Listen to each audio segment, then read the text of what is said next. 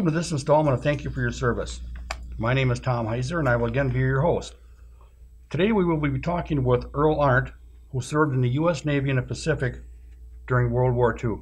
Earl, thank you for your service. You're welcome. Being a World War II veteran, do you remember what your feelings about Japan and Germany were as a youngster? Yeah, everybody was pretty well psyched out and ready to go. I remember we had a lot of the guys that was in school with was talking about it, and that we had no problem getting people to enlist. We had no problem getting anything to go because the people were really discouraged on what happened. Because when that war started, Roosevelt declared war on Japan, and also then he turned around right after that and he declared war on Germany, on the European theater. And so the guys that were in school, I think there was about 8 or 10 of us that went from high school. I was a senior, but I left before I graduated. And we all enlisted at the same time, but we all went into different programs. Okay, so you remember Pearl Harbor being attacked? Yes. Do you remember where you were when Roosevelt gave his little speech? Yes, I was in the middle of a field peddling papers when it came out, but when I got to my last customer, he says that we're in war. And I couldn't believe it. He said, yeah, he said, we declared war on Japan. So I was peddling papers at that time. I had to have something to do before I went to service, so that's what I was doing. Okay, and were you living in Wisconsin Rapids at the time, or where were you living? Yes, I lived in Wisconsin Rapids all my life. Okay, and you said you enlisted with some friends. Yes. And you went into the Navy. Yes. And your friends, you said, went into other branches as well? Well, we had Gordy Firth, which got killed on the Franklin. He went in at the same time I did into the Navy. And I can't remember, Bert Schooneman is another one, went into the Navy, and he came out, and a guy by the name of Engel went into the Navy. Some of them went into the Marines, and I don't know which ones went in. Well, I think, let's see, Jack Cahoon was one, I think, went into the Air Force. But he didn't leave school. He graduated from school. He must have later. So how old were you when you went in? 17. So did you have to have a parent sign for you? Or? Yes, I did. Yeah, and they were happy to do it. You know, when something like that was going on, that's all people talked about was the war. And so it was shortly thereafter, well, maybe we'll talk about that later, but where they was rationing everything. And we're way ahead of ourselves. So we'll back up a little bit, let you answer the questions. Okay. So in what year did you enter the military? 43, end of 42 and first part of 43. Okay. So you were from Rapids. Yes. You had some friends that went in with you. Yeah. And where did you have to go to enlist? Post office. Down in the basement, yeah. The basement at the post office. And I don't remember who it was that enlisted. It was a first class boatswain's mate, I think, that enlisted us.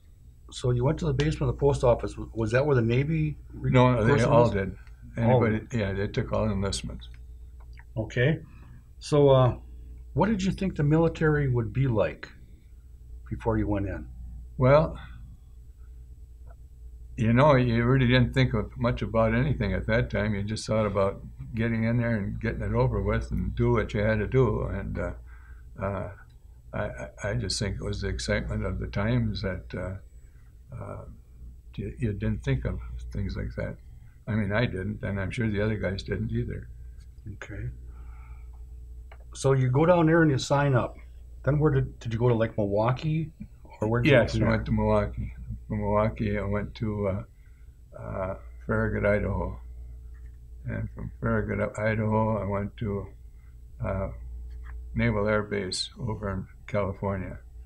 And from there, we went to San Diego, and we shipped out from San Diego. But I was in California for about a month or two before we got shipped out. And Yeah, and we were in boot camp we only went 4 months or 4 weeks, I think it was. At that And your time. boot camp was out in Idaho? Idaho, yeah, very good Idaho. Yeah, get snow 1 minute and rain the next minute and sunshine all in one day. Well, when you said it was the latter part of one year and the beginning of the other, so that must have been like January, February time frame. Right, yeah, that's what it was. Yeah, that's pretty country there, though. We enjoyed. The boot camp was about the toughest because we had one guy that was in boot with us. He was a very touchy individual. I mean, he was really, you touch him and he was fighting. So it was all standing around the sergeant and or the first class, and somebody touched this guy and he hit our instructor right in the mouth, and they discharged him right there in the spot. Let's see, he didn't go very far, did He he? didn't go very far at all. No. Okay, so you're in boot camp. A little nervous? No, I don't think so. No, we had too much to do. By the time we had time to get nervous, it was time to go to bed, or either that or get up. And we had guard duty in between that. So in Idaho, everybody, so many people went to Great Lakes Yeah. for their basic. What kind of base was there in Idaho for? Was it a mixture or was it just Navy people? It was just Navy people. I don't even know if that camp is there. It was very good Idaho, and it was around Essel, right next to Coeur d'Alene and Sandpoint, right in that area. Yeah, it was a nice place to be, but I don't know if any of that's there anymore. I have no idea. So, yeah, it used to snow like crazy. Well, that was next to Sun Valley, Idaho, too. They were skiing out there when the sun was shining. Everything else was melted. They were skiing because it was up there, Sun Valley. So take a train or take a bus out there? We took a train, and then we took a troop train from there to California, to Moffett Field. Okay, so you complete basic training. Now you go to Moffett Field in California. Right. What schools did you go to, or what training did you have? Well, most of it was just general training.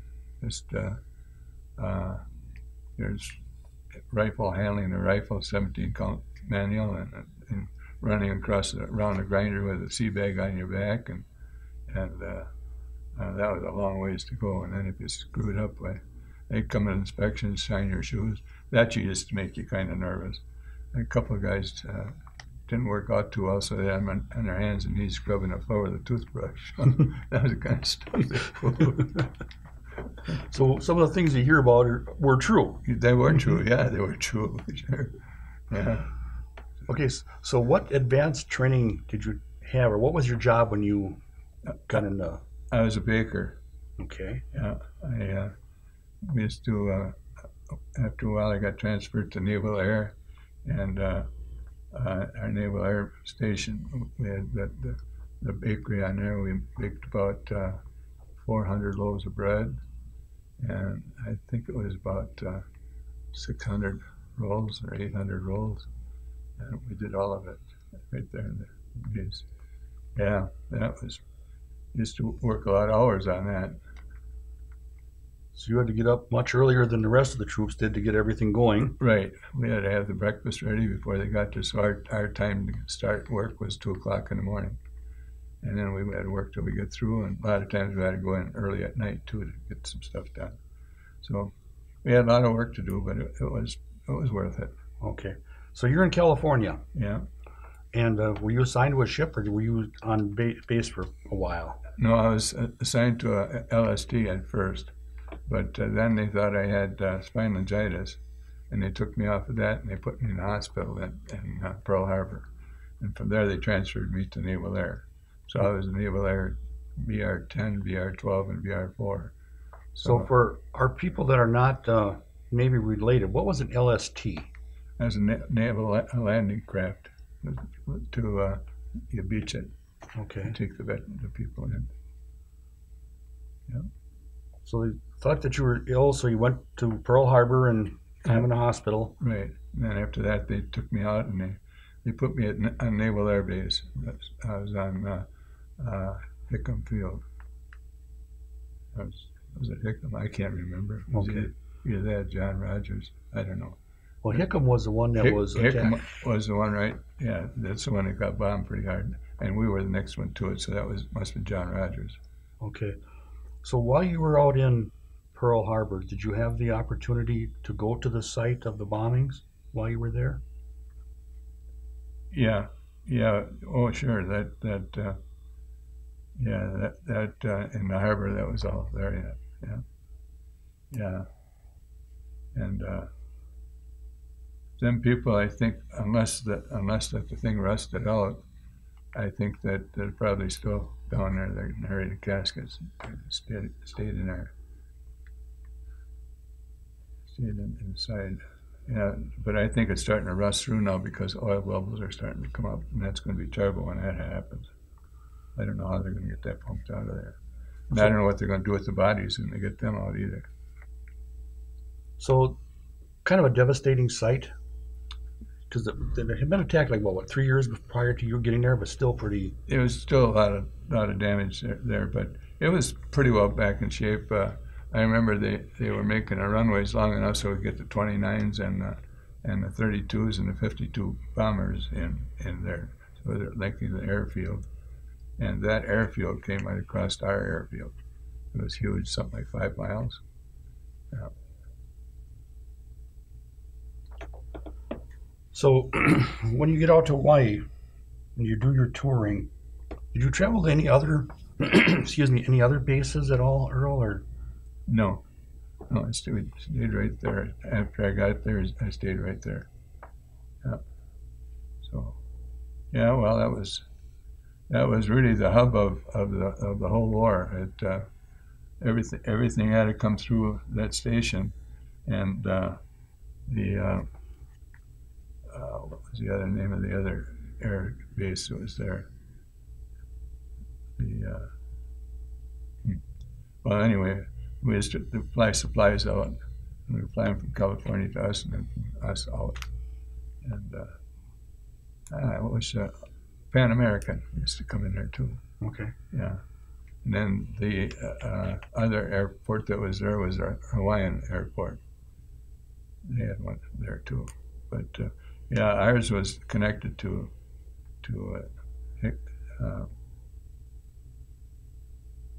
what was the name of that Air Force base? Hickam, no. What was the one you said? I know there was Hickam was the one that got attacked. Yeah, it was connected to that. So they made that a big base. It was a long runway. So you you remained as a baker? Yeah, I did. Feeding all the troops, that was a big job. Big job. Yeah. Oh yeah, that was. You never run out of work there. Never forget we was running a mixer, and so we make our mixes were 250-pound mixes, and then after we had it mixed, we'd put it in proof boxes and to proof it up so it raised. So my helper put some salt in it, and I put salt in it too. So what happens when you do that is it retards the raising. Mm-hmm. So we put it in a proof box and kept watching it. Nothing ever happened. Well, time was getting to the point we didn't have much time to fool around. So we dumped that one in the GI cans. And the next morning, they come over and got us. It was just like a big glob rolling down the street. The sun had gotten on it, and it got the salt stuff, that yeast to start going, and it went. It was at a job on that blacktop trying to pick up that bread dough. So you knew what your day was going to be the next day? No sleep. No sleep at all. So you remained as a baker. You didn't go into other food stores, just pretty much baking. Yeah, I was just baking. Yeah. So when you see a recipe now for serves 5, that's kind of a small amount of stuff. Yeah, I guess so. We used to bake, 24 loaves of bread at one time. Yeah, it was a big revolving oven. I think it was 24 loaves. Yeah, it was four, I can't really remember. There was 4 in the tray, and there was 2 trays wide. that'd be 8 on a shelf. Yeah, so that'd be about right. So you start at 2 in the morning and you get done about 6 at night. If you're lucky. Okay. Yeah, if you were lucky. It just depends on how the day went. Mm-hmm. So you would be there from early morning and all the way through the supper meal. Right. Yeah. Yeah. And that's about the time you had to start again for the next day. Like the mixers, they'd always have to go in early to get the dough started. Okay. Do you remember any other people that you were with out in Hawaii at all? Yeah. Jim Kurtz was out there with me. Harold Krumrei was out there with me for a while. No, he came in on a ship, but he found me. And a lot of those guys are dead now. I'm about the only one living out of the whole group. I'm too mean, I guess they don't want me yet. But being in that part, you saw a lot of people come and go. Yeah. Through the base and then going on. Right. Yeah, you did. They'd change over. Well, you didn't really know when anybody was going out. I mean, you couldn't write letters out like that either. They were all censored, and so when somebody left or where they were going, nobody ever told you. They were just gone. So was your base kind of a base where people came in, spent some time there, and then went on to like the Philippines and wherever? Right. The planes did. Yeah, they came and load up and take off. We had all of our like Jim Kurtz. He was on the. He was a mechanic on airplanes. They used to repair the planes. One time a Liberator come in there and it belly flapped and the whole thing burnt up. So we had to go out there and pick up bodies. And that was not very much fun. No. So basically the food service people were permanent at that station, but everybody just came and went through there. Pretty much. Okay. While you were stationed out there, do you have any casualties with your? Not that I know of. Not that I know of. No. You never heard of stuff like that. I mean, everything was just within the group that saw it or something that you don't talk about. They never talked about anything that happening. They just come and pick them up, and once in a while you hear sirens or something like that, but that'd be it. Okay. You talked about writing letters. Did you write a lot of letters home? Yeah, I wrote to my wife. To my wife now. I was going with her then. Yeah, I used to write quite a few, but writing letters when you're tired is not the best thing to do. I didn't get a lot of sleep. Okay. So about how long would it take for a letter? Let's say your wife wrote back to you. About how long would it take to get a letter to you in Hawaii? About 3, 4, about 5 days, something like that. So it wasn't real bad? No, it wasn't real bad, no. But sometimes it just depends upon where it went to. And, yeah. So did you spend the majority of your time in Hawaii, or did you go other places after Hawaii? No, I come back to the States, and then I was stationed at the Blimps base. That's John Rogers, Moffett Field, and I was there for about maybe 3 or 4 months. They wanted me to re-enlist and go on the atomic bomb test, and they'd give you another 2 trump ups in rank. And I said, well, I thought it over, and I said, I don't think I want to go. I'm glad I didn't go. So what was your rank when you were out there? Baker, first class, second class. So that would be like an E4, E5? I have no idea what them E's and B's mean. Okay, well, that enlisted, like one was a private or... Yeah, I was the next one out. Okay. So you're stationed out there and enjoying the nice weather. Yeah. Did you have any opportunities to travel around the islands at all, or pretty much everyday work? It was pretty much everyday work. The only thing that really stood out was one night, it rained. It rained hard. And there was these great big bullfrogs. I mean, they were about that big around, that came down in that rain. And it was up on top of the barracks. You could hear them bouncing up there and on the road, all over. I don't know how in the world they got sucked up like that, but there must have been a lot of power in that one. But there was lots of rain. Yeah.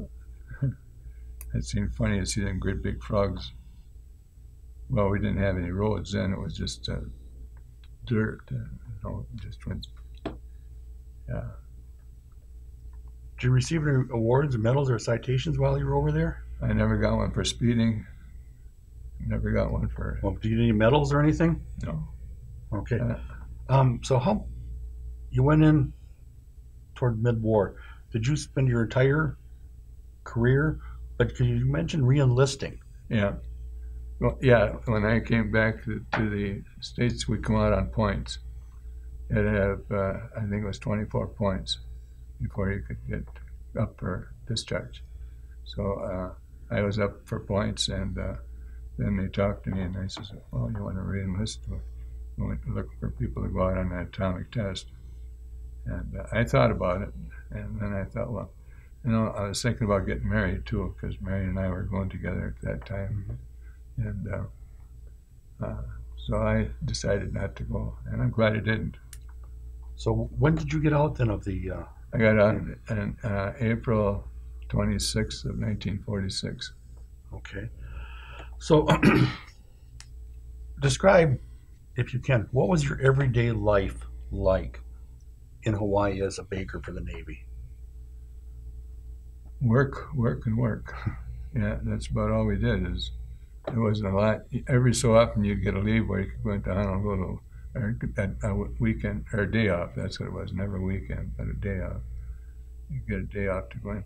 And then they had cattle cars. They used to take you in, and then there was a little train that went through with the tracks about that wide, and they'd pick you up, take you into Honolulu, and then you had to be back on the base by 4 o'clock or 5 o'clock, something like that.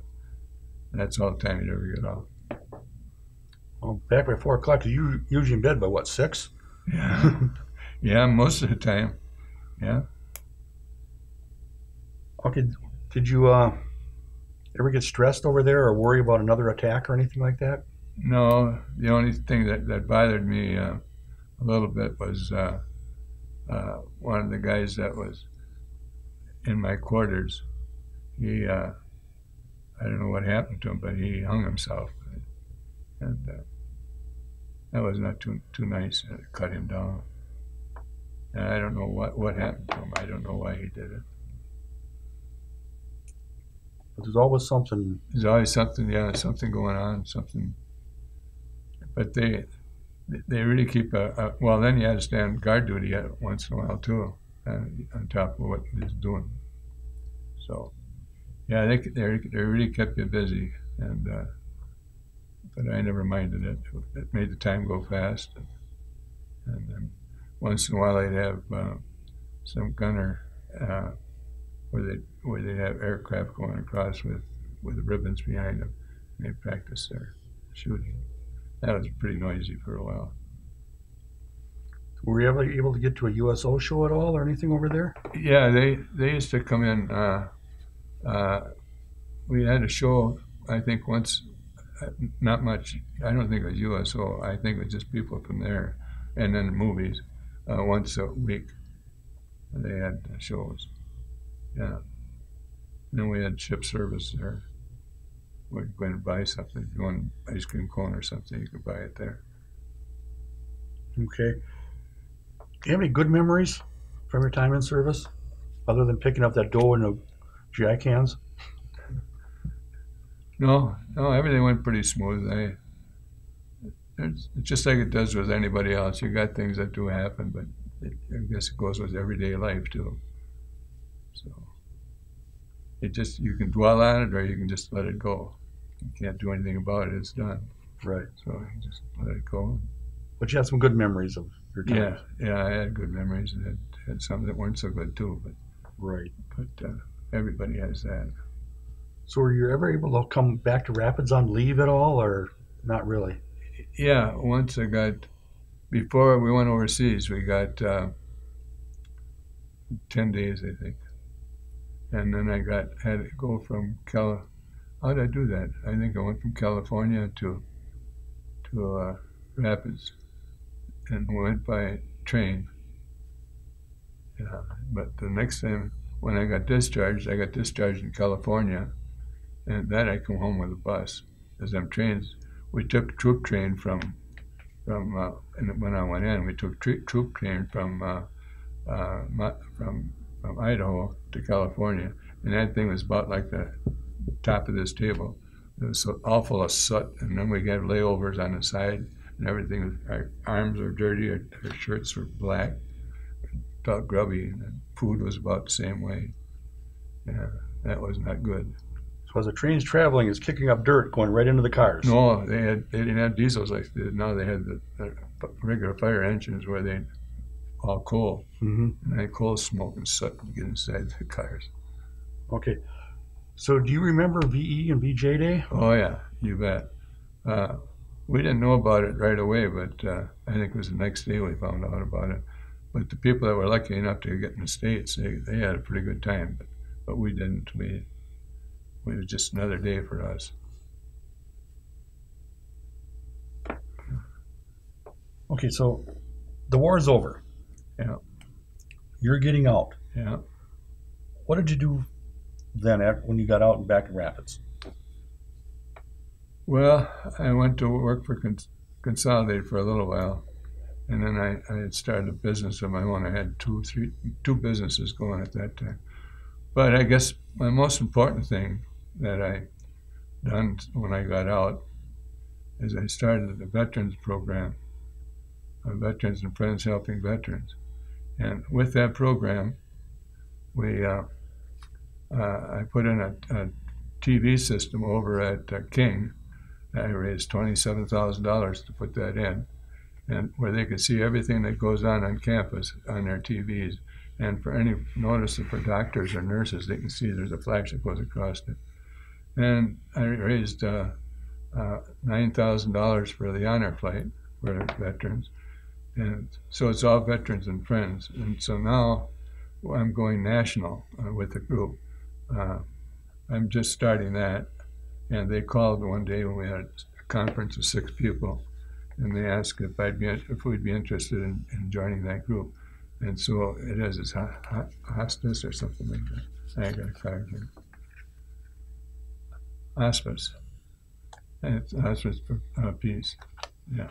So I've got these cards and stuff for it's for soul injury.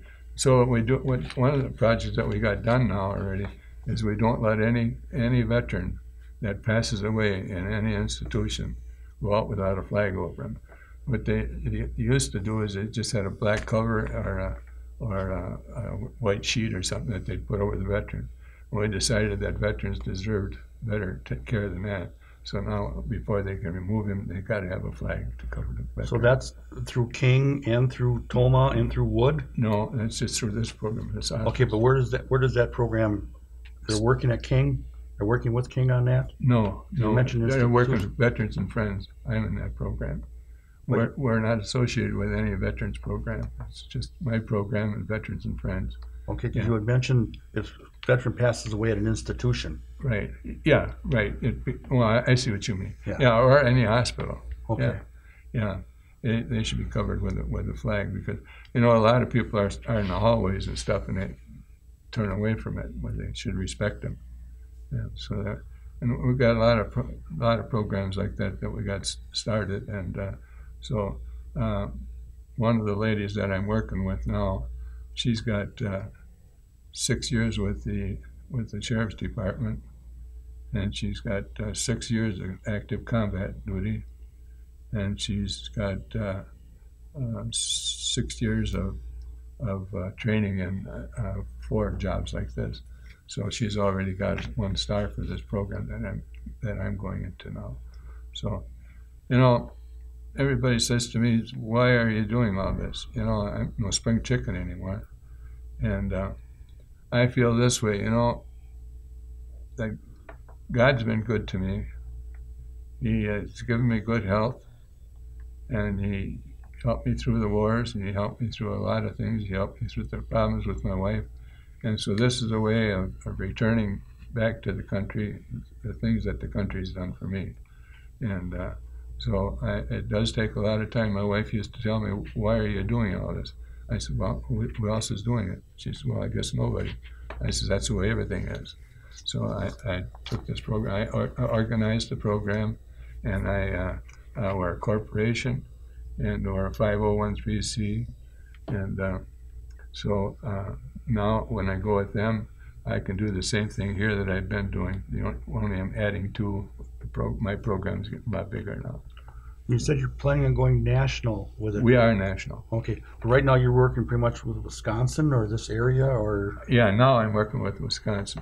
Yeah, I'm working with Wisconsin. And, well, as of a week ago, then I'm national, because that's when I told them that I'd join, and that my program would take care of it.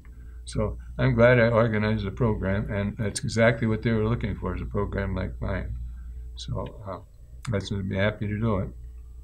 So we had a three-way or six-way conversation from Florida, from Madison, from Oregon, and from me in Wisconsin Rapids, and I forgot what the other one. We all talked on the phone at the same time. Okay. So if a person who is a veteran goes in for medical care, even though they don't have a family or something, they should let them know that they are a veteran, so that this can, if something would happen to them. Right. Yeah. That's the way I understand it. Like I said, I'm just joining it, just learning the facts of it. And I've got, well, you can go online too. You can see movies of it. There's the ladies talking about it. You can have that if you'd like. Okay, so if a person wants to get involved with this, apparently you can call 727-755-4265. Right. The number. And where is that headquartered out of? Out of Florida. Down in Florida. Yeah. In fact, I was supposed to go down there, but there's this lady, like I said, she's already been there, and she's got the information that I need. So she can give that to me. And we're going to meet with that group in Madison in October. Okay. So being in this area, you've contacted, I would assume, most of the hospitals locally, plus the veterans organizations? We will, yeah. Okay. And we'll be giving talks that we're not qualified. I'm not qualified to do that yet. And the one that I'm with right now, we got some court problems with some of the things that she's involved with. But we'll get that taken care of, and when that's over with. So what you're saying is, if a veteran passes away, a flag will be provided, right, for their casket, right, yeah, and then that's where you guys end. Now, if they're going to be buried at a community cemetery or local cemetery, then are you guys involved in that, or just the flag? The way I understand it, like I say, I'm not for sure. I won't say nothing about it now, because I'm not that familiar with it. Okay. And I hate to give the wrong information out, because, but there's possibility. I think what happens is they actually do the burial. They get the guys together, and you got the ceremony from the funeral home to the grave with flags. So many times you hear about veterans that are just not taken care of properly. Exactly, yeah, and it's a shame. We had a funeral on Saturday, wasn't it? Mm-hmm. Yeah, and they came from, where did they come from? Oshkosh? Appleton. One of the, I know they had one funeral over at Eau Claire that day, and they had one for us. So they're on the road an awful lot, doing military services, as well as us. Mm-hmm. So, yeah. And the VFW and American Legion, all those organizations are always providing funeral services for the families. Yeah, all you got to do is request it, and they take good care of you. And we're always happy to do it and proud to do it. Okay, sounds like a pretty decent program once they get everything. Yeah, after we get going with it, yeah, it took me a while to figure. I got books and stuff at home I'm studying now, but like I said, until I really get involved with it, I don't know that much about it. But they can look it up on their internet, and there's a two hour or something like that program on it. You can see it right on the screen. Okay. Getting back to you personally, Yes. you mentioned you had a couple of businesses after you got out of the Right. military. Yeah. So what did you do? I was a painting contractor. I had 12 guys working for me at one time, and I had all at one time, and then I had a restaurant that I ran, my wife and I, and the kids were growing up at that time, and they had to have something for them to do, so we started ice cream and sandwich shop. And we had a real good business. It was right over by the high school, the old high school, and so yeah, we had good business there. A good bunch of kids too. Okay. So did you go? You mentioned that you left high school. Yes. Then I went back to go into service. Yeah. Because of that, you were still able to get your high school diploma. Right. What happened is a class, I forgot what class it was 2012 or 2010, 2011, something like that, decided that they wanted us to graduate with them. So we graduated. There was, I think, about 10 or 11 of us that graduated. But all of the guys that were on that group, they're all gone now. They passed away. So, yeah, and that was pretty nice of them to do that. We had a nice graduation. We had money that we raised. We gave to the community foundation, and then we had the party over at the Hotel Mead, and it was kind of nice for everybody to get together. And yeah, and so it was the last time we seen them. So basically, you got your high school diploma Right. a couple years late. Just a couple of years late. But you know, they always say, it's better to be late than never. Right. And so we were blessed. That's what I say. God's been really good to me, and I owe this back to my country, and I owe it back to the Rapids. I was on the city council, and I was on the board of ethics for the city. I was, well, name it, and I've been on it. And I figure that's what I've did most of my life, is try to help other people out, and try to help the city out, and also people, churches. My church, I was on the board, on the school board there. I was on the board of, anyway, the housing department. I had that. I had a lot of things that I did. Kept you a little bit busy. Yeah, that's right. And then I had another crew that was a subcontractor to work on building. So I was involved in that too, yeah. So most of the building here in Rapids, like the Housing Authority, I did all their building. Wilburn's old hotel, I did that. Huntington House, Parkview Apartments. So yeah. Yeah, I was pretty busy. I had a lot of good guys working for me. Good. Meet a lot of new people. Then quite a bit of my work wound up in Sun Prairie. I was down there for about 2 years. And I worked for the Rank Seed Company. They didn't want anybody else to do their work, so they paid me to go down there and do the work and paid my expenses. So getting back to the high school diploma in education, they're still doing that at Lincoln High School. Are they? Yes. I didn't know that. I know there's a couple other veterans locally that have received their high school diploma. I know there's some criteria that you have to go through. Yeah, One of right. them was you had to leave school to go to service. Right, exactly. Yeah, that's what it was with us too. Yeah, and that was awful nice. They were really proud to have us, especially because all of us were from World War II. Every one of us was in that class. So, yeah, and so it was pretty nice of them to do that. And they wanted it. They took a vote, and they said they want to do that. Good. Yeah. So you felt like there's where you felt kind of funny walking across the stage after all those years, you know. But we got it done. So some of those kids, age-wise, that were graduating could have been your great-grandchildren's age. They were. Oh, they are. Yeah. Yeah, no doubt about it. Yeah. Yeah, it's, you know, when I think back, there's a lot of things that happened that I know they happened, but a lot of stuff I just don't remember anymore. Understandable. I mean, there's so many things that happened that I lost my daughter, I lost a sister, I lost my wife, and you know, there's a lot of things that happen, and your mind just goes over the top a lot of it. Right. So, from your time in the military, what did you learn from there that served you the rest of your life? How to respect people, how to get along with people, what to do in case of you do have problems with somebody. But most of the time is just to live a decent life and have respect for people. Because if you didn't have respect there and you got on the outer edge of somebody, you could bet you were never going to get back, because they just dispose of you. It's just the way it was, or else they just ignore you, and then it's awful lonesome.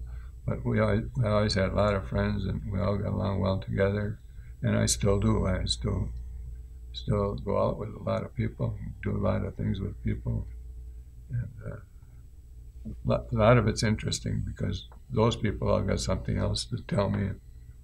Especially now that my wife is gone, I get out a lot more than I did before, because there I had to take care of her. Right. But I do that all again. Okay. I noticed you have your VFW hat on. Any other veterans organizations that you belong to besides the local VFW post? No, I don't. That's all I belong to. That's all I can work at. I'm working so much with this other stuff that I don't have any other time. I can't even get to hardly any of the meetings for VFW. Okay. So you said you got in a TV system down at King? At King. So was that a monitoring system for security, or is that a monitoring system for the doctors? No, that was a monitoring system so that the veterans can see all the program. See, a lot of those veterans, this is one of the important things I'm trying to tell the kids. The way I do this is, and say, for example, for one example, say Christmas. Christmas, I go down to the stores here in like IGA across the river here, and he gives me a couple of sheet trays of cake, and then I get ice cream, and then I get the kids to make Christmas cards, and have the kids go up to each one of the veterans in the rooms. And that's 10 miles of tunnels that you got to walk through, and get the Christmas card. So instead of the kids going up to a veteran and saying thank you for serving, there's a lot more to it than that, because the only one you're thanking is guys like me and you, people that are capable of getting around. The real veteran that should pay in the full price is way back here in the corner someplace with both arms off and his legs off or whatever. And those people you don't even see. So then I tell them, say thank you for your body also. And I think that the kids really appreciate me having them make the cards. I go to all the schools, and they make the cards up, Christmas cards, Valentine's cards, whatever it might be, and then we distribute them. And now, like over at Toma, well, it's that way at King too, really. You can't go in there with cameras and take pictures of any of that stuff. And so there, I used to provide the entertainment over at Toma, and that was costing me about between $400 and $800 per group to come in, and we pay for that. And but the bad thing is that we can't find enough volunteers to go in and get the veterans from their rooms to wheel them in, because they're not capable. A lot of them got to come right in their bed, and so it takes one person for each person that's coming out, and so we're only allowed so many of those people, and the rest of them got to stay as much as they'd like to come out, but they just can't because we don't have any help to move them. And so like with Christmas, I have a Christmas Santa Claus suit, and I put that on, and we have them all come into a big room, as many as I can. We give them ice cream and cake and stuff like that, and sing Christmas songs. And Valentine's Day, we give them a Valentine. So we do try to take care of as many as we can take care of, which is mostly King. We get pretty much all of them. And over at Toma, we get about half of them. So, yeah, it's, people don't realize how much work there is to put something like that together, but it's a lot of work. But I enjoy it, and I think that I owe that to the veterans, and I think I owe that to especially the veterans, because I think they're the ones that really got hurt are really in bad shape, because nobody pays any attention. A lot of those people, they don't even have any family left, so they just lay there waiting to die. Now, what a thing to do to a person that gave everything they had to our country and then treat them like that. But that's what's happening. And the government doesn't give enough help to support anything like that. So we try to do as much as we can do. And so that's the story of my life. That I'm happy to do it, and I'm happy that God gave me the ability and the strength and the knowledge to find people that do participate in stuff like that. So I'm happy, and you should see some of these veterans when you do that. They got tears coming down their face, and they're so happy to see it, especially if it's kids. They just love kids, and they got a big smile on their face, and they shake their hands, and then they don't want to let loose, and then the kids get scared. And I just tell them, don't be afraid, they won't bother you. And they're just so happy to see somebody. And so, you know, for like people in the community, they could participate in a lot of this stuff. They could go to places like King, or especially Toma. Toma, a group that I belonged to quite a while ago, we used to go every Sunday, and we take the veterans to church over there. And well, now they even dropped that because they can't get enough help. So it's a dirty shame. The guys, when it come time to go to service, they just said, here's your writing, here's your card, report to so-and-so at a certain time. That was your life. And after that, you did whatever they told you to do, or you were in trouble. You were just like a robot. Mm-hmm. And now that you're out, they treat you the same way. And it's not fair.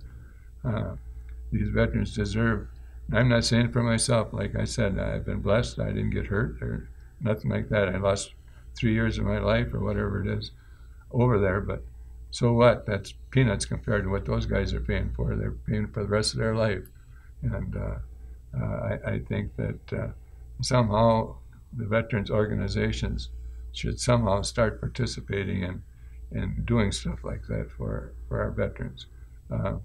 You know, like even educating kids in school. Say, for example, the VFW would take a group of kids and for some just special occasion, whatever it might be, and take them down, and you'd be surprised the difference it makes with the veterans. I mean, they went over there and they served, and they say, what was it all about? That isn't what it's about. It's about right now. Right now is when we got to have the help. We got to have the people. We got to show courtesy for these guys that gave everything that you got.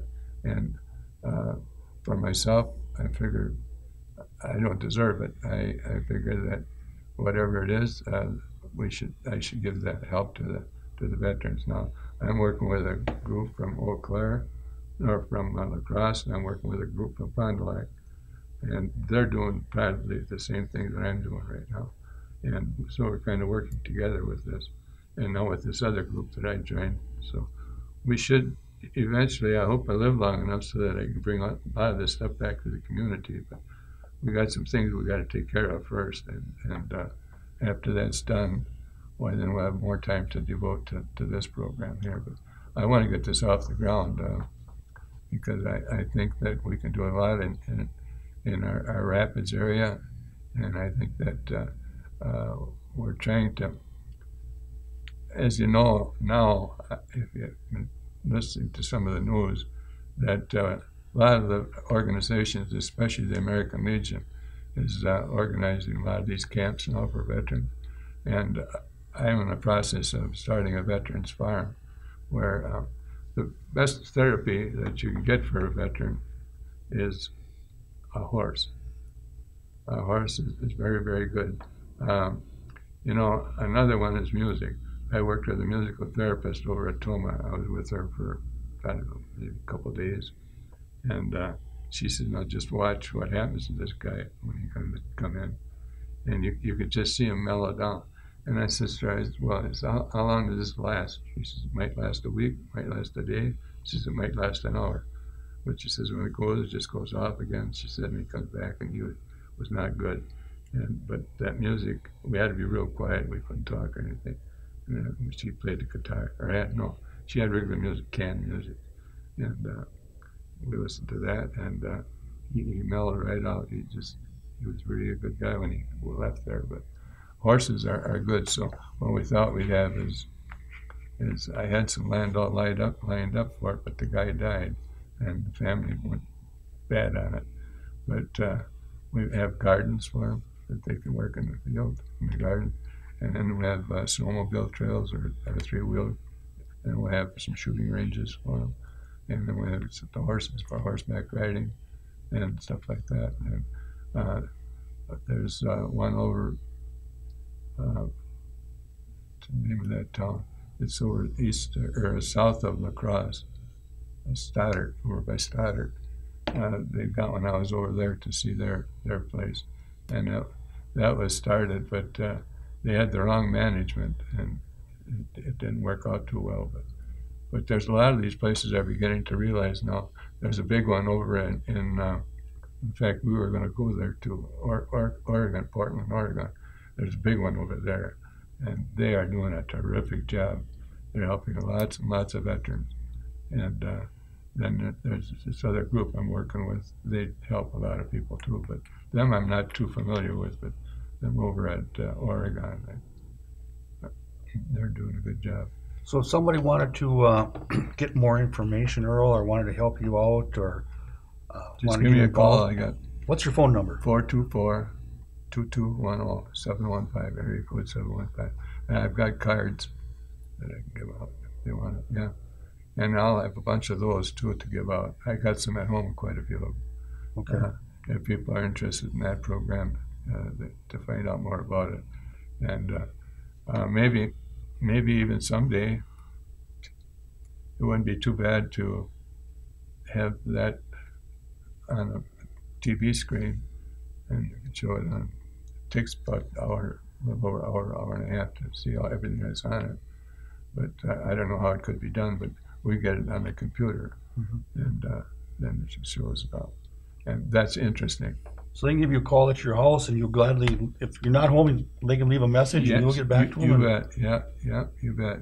Okay, Earl, thank you for your service. Thank you for your continued service, and thank you for being here. Well, thank you for asking me, and I hope that it isn't what I done, but I hope that people remember what the other people did, because, the guys that gave everything, they're the ones that are really getting neglected. I mean, the rest of us can run around with scars, and we can run around with battle stars, and we can run around with our hats full of ribbons.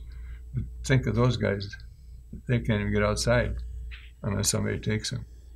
And that's sad. I mean, I feel so blessed that I can do what I'm doing.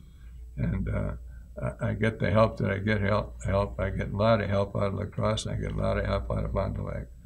And it's wonderful to think that we can get that stuff done. But it's just like anything else. I think what happens is all of the veterans belong to so many organizations that they just don't have the time to dedicate to where it's supposed to go.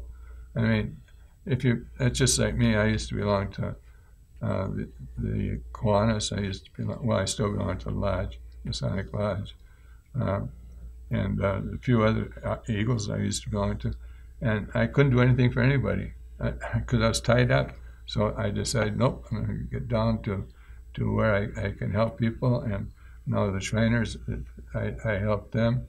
When I was director, I raised $78,000 in 1 year for the Crippled Children's Hospital. And that's the things I think that are important in life. What I get for myself is these little kids. We had one little kid that he couldn't eat. He didn't have any hands. So what they did is they made him some arms, but he always ate soup and everything with his feet.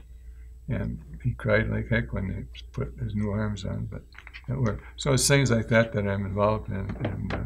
And you don't only help the big kids, you help the little kids too. So it's the story of my life pretty much. I never had much time for anything else except church and this sort of work for the veterans. But I think that the communities and stuff that should start getting behind, especially places like Toma. You know, when they had this problem over at Toma, I called Channel 9, I called Channel 7, and I asked them, I says, where are you getting your information from? And they said, well, off of the news line. I said, in other words, you guys don't even know what's going on. And they said, no, well, not really. So I said, you know, I said, how do we compare with our regular hospitals? And they said, that's a good question. They said, we'll try and find out. And to call back in another 3 weeks, and they said it costs us too much money to research it, so they bypassed.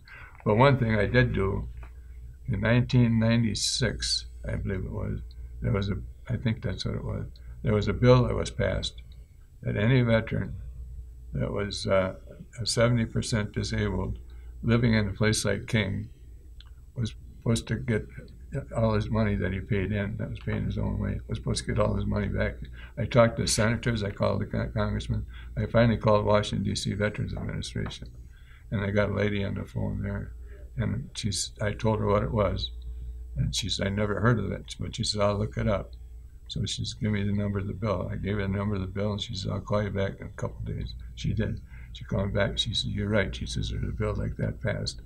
She says, when the first check is mailed out, she said, I'll let you know. The first check that was mailed out was $75,000. Now I said, how about the veteran's family? I said, say the veteran has died in that length of time. And she says, yeah. She says, well, I said, then it's all right. I said, it goes to the family. So all the $75,000 was the first check. Wow. That was mailed out. Now, how many bills are laying there for veterans that we don't know about? Because what happens now, and I don't know if you notice it or not, but we've got so many veterans organizations. Now, if we organize as a united veterans group, think of the power we'd have in Washington, D.C. We'd be able to get a lot accomplished. But now we spend more time fighting between each other, and it's not right. Because whatever war you were in, whatever war the other guy was in, you all got to have a special recognition. No, American Legion, all of us should be one group. We're veterans. Correct. We are. And if you stayed in the United States, you were still needed because you had to get the supplies overseas. Somebody had to do it, so he's a veteran too. And I think that'd be solving our problems, but it's never going to happen. And it's a shame because think of the good that we could be doing for the veteran that's laying in the hospital with both arms off or his eyes off or whatever's wrong with him. Well, maybe it's something that's going to work out in history. Again, Earl, thank you very much. I appreciate it. Yeah. And thank you very much for watching.